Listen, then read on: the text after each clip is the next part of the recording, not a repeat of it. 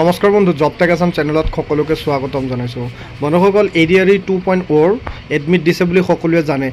জনাৰ স্বাৰ্থও কিন্তু আপোনালোকে পাছৱৰ্ড আৰু এপ্লিকেশ্যন নম্বৰ হয়তো বহুতে পাহৰি গৈছে।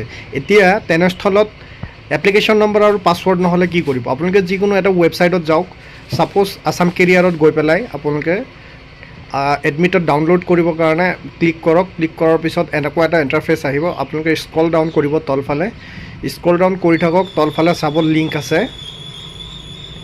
তলফালে লিংকটো পোৱাৰ লগে লগে এনেকুৱা যিকোনো এটা লিংকত ক্লিক কৰি দিব। ছাপ'জ মই নাম্বাৰ 1ত বা 2ত ক্লিক কৰি দিলোঁ।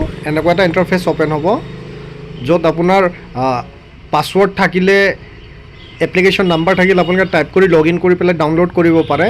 আৰু যদি আপোনাৰ নাথাকে তেতিয়াহ'লে আপুনি কি কৰিব লাগিব?